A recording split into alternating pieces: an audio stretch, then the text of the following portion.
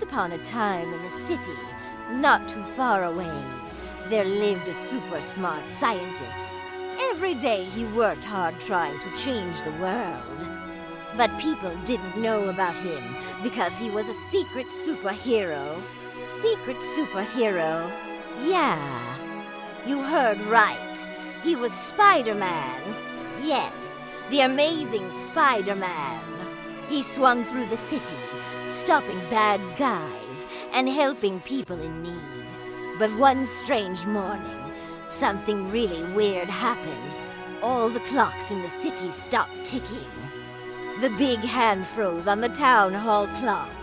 The minute hand froze on the Empire State Building. Clock, and all around the city, the seconds hand froze on every single clock. Spider-Man turned to his spider senses to figure out what was going on. He smelled a big mystery and a little bit of burnt toast. So he followed his nose to the nearest frozen clock, which happened to be right next to a subway entrance. As he walked closer, he saw hundreds of people trapped on the trains. They were frozen solid in the middle of their commute. Then he swung over to Times Square, where the giant clock towers spun backward. It was like the whole city was rewinding. Just then, a maniacal laugh echoed through the streets. A man wearing a crazy clock for a belt snapped his fingers. Ha ha! Time itself is under my control, he said. I am ChronoMaster, and I am going to freeze the entire city so I can rewrite history and become the richest man in the world. Peter knew he had to stop him, so he tracked the source of the strange time distortion waves all the way downtown to an old abandoned clock factory. Through the grimy windows, Peter saw the gears inside the factory glowing with a strange blue energy.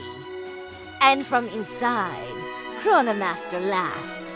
You found my lair, Spider-Man, but you're too late. With my Time Master belt, I can control time itself. You're fast, Spider-Man, but not faster than time. Peter steadied himself. Maybe not. But I've always been good at beating the clock.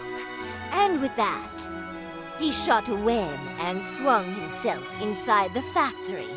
The clock tower loomed over him, its gears spinning wildly. As Peter dodged spinning gears and flying sparks, he realized he needed a plan. If he didn't do something fast, ChronoMaster would control time for the rest of his life. Peter closed his eyes, took a deep breath, and remembered his science. When he opened his eyes, he had an idea. He took out his web shooters and recalibrated them using his spider senses.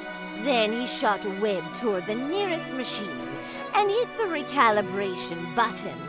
The gears groaned and slowed to a halt. Sparks flew everywhere as the time machine short-circuited. ChronoMaster gasped, "No, you can't beat me." "Spider-Man, I am time." But Peter just smiled. He wasn't done yet. He shot a web at the second machine and hit the recalibration button again.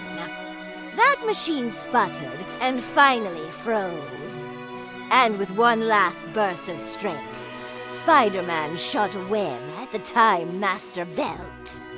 He hit the buckle and smashed it. Suddenly, the city's clocks began to tick again. The hands moved forward, and everyone and everything unfroze. People cheered as they watched Spider-Man swing away. Even though this villain was one of the most powerful Spider-Man had ever faced, he had learned that being a hero meant never giving up, even when the clock was against him. Do you have what it takes to be a hero? Hit subscribe for more adventures. And tell us in the comments below what you would do if you could stop time.